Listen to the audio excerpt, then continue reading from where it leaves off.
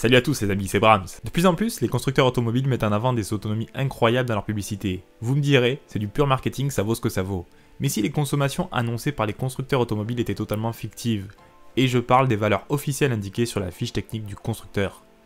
Avant d'analyser ces écarts, n'oubliez pas de vous abonner pour suivre une prochaine vidéo sur le sujet.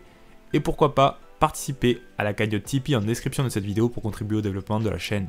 Depuis 2017, le cycle d'homologation WLTP est devenu la nouvelle référence pour mesurer la consommation et les émissions CO2 des voitures. Il a remplacé le vieux cycle de test NEDC jugé beaucoup trop optimiste et éloigné de la réalité. L'idée est simple, rendre les tests plus proches de vraies conditions de conduite en simulant des accélérations plus franches, des vitesses plus variées, des températures plus réalistes, bref, un protocole censé représenter la vie quotidienne d'un automobiliste. Et effectivement, sur le papier, le WLTP a réduit les écarts entre les chiffres d'homologation et la consommation réelle. Mais dans les faits, les conducteurs continuent de constater que leur voiture consomme plus que promis.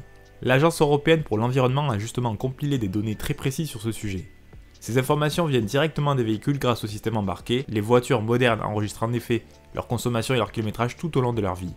Ces données sont ensuite transmises par les constructeurs, les garages ou même lors des contrôles techniques. Ce suivi a un objectif clair, vérifier que les émissions et consommations mesurées en laboratoire restent représentatives de la réalité sur route. Et les résultats ne laissent pas de doute, il existe toujours un écart significatif. En moyenne, les voitures consomment entre 10 et 25% de plus que ce qu'indiquent les chiffres WLTP sur les fiches constructeurs. Plusieurs rapports le confirment. Selon Caradisiac, les données recueillies sur 600 000 voitures montrent une différence moyenne de 20%. Certaines marques comme Mercedes, Jaguar, Land Rover, Porsche, BMW ou Ford s'éloignent nettement des valeurs officielles. De son côté, UFC Que Choisir, la célèbre association de protection de consommateurs, a publié un palmarès basé sur les données de la Commission européenne. Les écarts atteignent 28,4% pour Dacia, 27,8% pour Renault, 26,1% pour Nissan, tandis que Volkswagen s'en sort un peu mieux avec autour de 16% d'écart. A l'inverse, Suzuki, Toyota et Mazda figurent parmi les marques les plus proches de la réalité avec un écart aux alentours de 10%. Alors pourquoi ces écarts persistent-ils? Est-ce que les marques trichent? À vous d'en juger les amis. On va dire qu'elles savent très bien optimiser leur voiture pour passer les tests dans les meilleures conditions possibles. Les protocoles WLTP, même plus réalistes que le NEDC, restent réalisés en laboratoire avec des paramètres très stricts. Les constructeurs profitent de cette rigidité pour préparer leurs véhicules. Pneus surgonflés, équipements désactivés, moteur parfaitement chaud et parfois même cartographie moteur adaptée au cycle d'homologation. Tout cela est parfaitement légal, mais évidemment ce n'est pas représentatif de la conduite quotidienne avec le froid du matin, les embouteillages ou la clim allumée. Mais au-delà de la technique, il y a aussi un enjeu économique et politique colossal.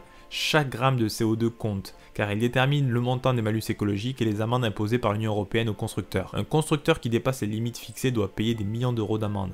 Résultat, la pression est immense pour afficher les chiffres les plus bas possibles, même si cela implique de jouer sur les marges du système. Et bien sûr, derrière tout ça, il y a le poids des lobbies automobiles. L'industrie européenne, représentée par des organisations comme l'ACEA, participe activement à la définition des normes d'homologation. Officiellement, c'est pour assurer des tests équitables et harmonisés, mais dans les faits, cette influence permet parfois de négocier des conditions de tests plus favorables ou de retarder certaines contraintes trop coûteuses. Des ONG comme Transport et Environnement dénoncent régulièrement ces pratiques et rappellent que tant que les constructeurs participeront à l'élaboration des règles, les chiffres resteront souvent plus optimistes que réalistes. En résumé, le WLTP a marqué un vrai progrès, c'est vrai, par rapport au NEDC, mais il ne reflète toujours pas parfaitement la réalité du terrain.